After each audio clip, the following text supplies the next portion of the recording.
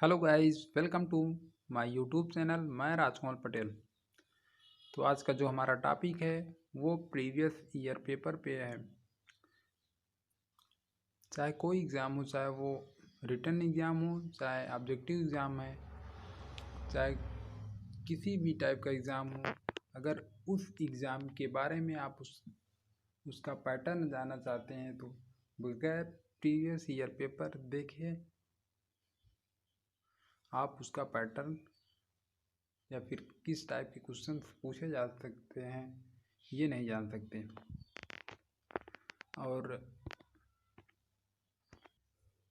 और बगैर previous year paper solve किए आपको पता नहीं चलेगा कि हमारी तैयारी कितनी अच्छी है, कि हमारी तैयारी कैसी है, हमारी तैयारी कंप्लीट हो गई कि नहीं हो गई है। अगर आपकी तैयारी अच्छी रही होगी तो आप प्रीवियस पेपर उठाएंगे, उनको अच्छे से सॉल्व कर ले जाएंगे। अगर आपकी तैयारी सही नहीं है तो आप उस क्वेश्चन को सॉल्व नहीं कर पाएंगे। इसीलिए अब डिप्लोमा इन फार्मेसी के एग्ज़ाम में ज़्यादा टाइम नहीं बचे हैं।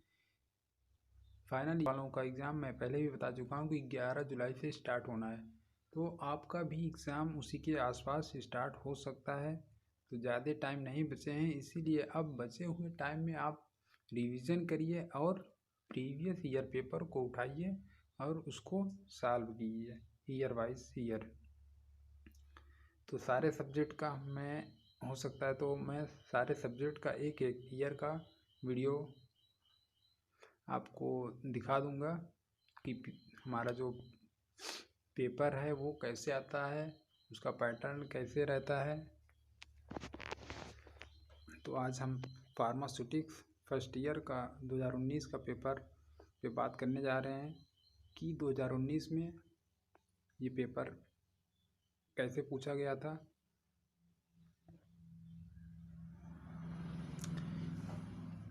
ये देखिए, फार्मास्यूटिक्स फर्स्ट पेपर कोड आपका 214 है, डिप्लोमा इन फार्मेसी का।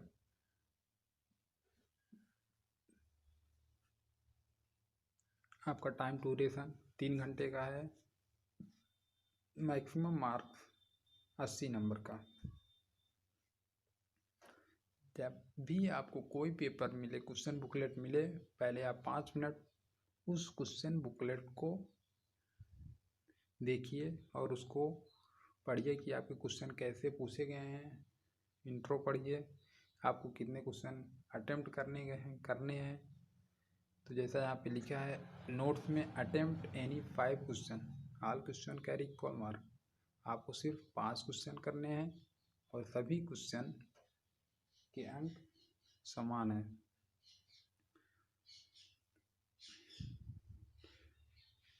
उसके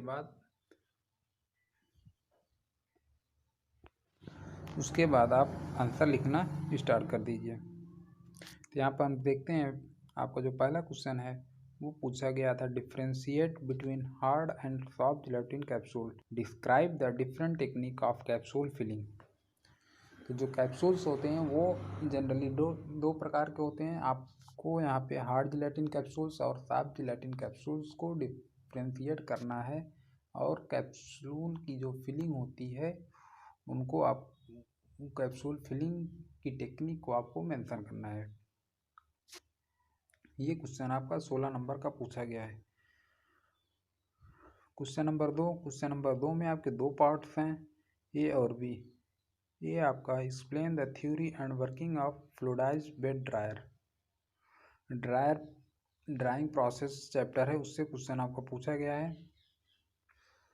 वहाँ पे कई ढेर सारे ड्रायर्स हैं जिससे हम जो भी हमारा प्रिपरेशन होता है उसको वेट होता है तो वहाँ पे ड्राइंग किया जाता है। तो ये आप देख लीजिएगा ये चैप्टर।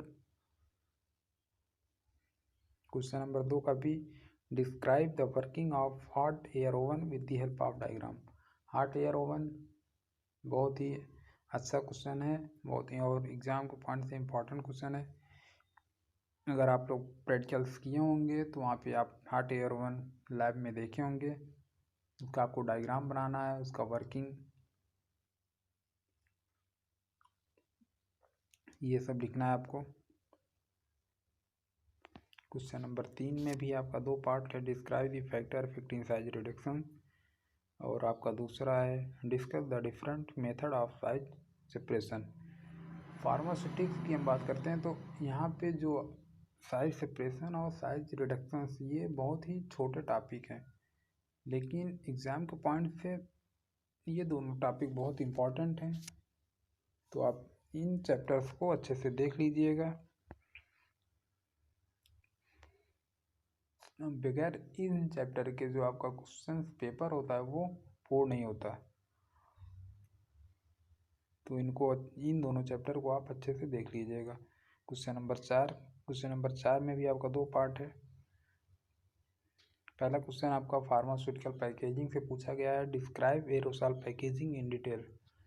एरोसॉल पैकेजिंग को आपको डिटेल में मेंशन करना होगा। फार्मास्यूटिकल पैकेजिंग भी बहुत ही अच्छा चैप्टर है, इम्पॉर्टेंट चैप्टर है, वहाँ से भी हर साल एक नया क्वेश्चन ज़रूर आता है, तो आप उसको भी अच्छे से पढ़ लीजिएगा।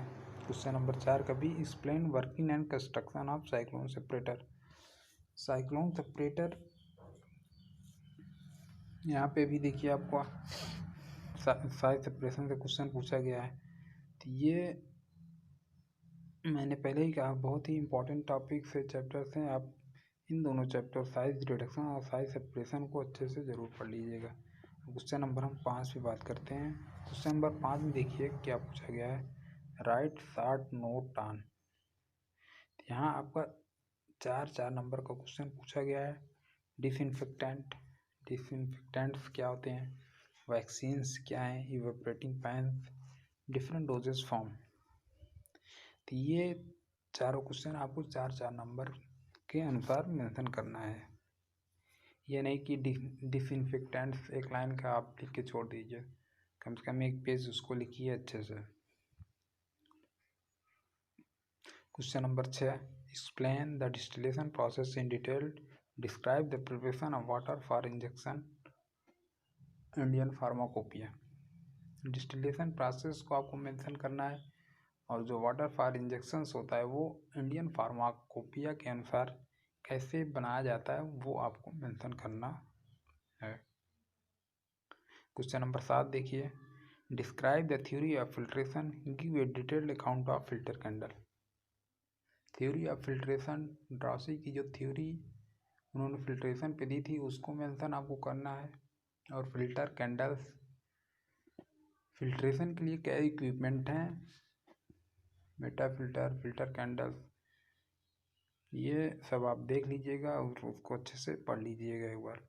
ये आपका 10 नंबर का पूछा गया है, डिस्क्राइब माइक्रो इंस्कैप्सुलेशन। माइक्रो इंस्कैप्सुलेशन एक बहुत ही छोटा टॉपिक है, उसको जनरली ये भी कभी कभी एग्जाम में आ जाता है, इसको भी आप देख लीजिएगा। Question number 8,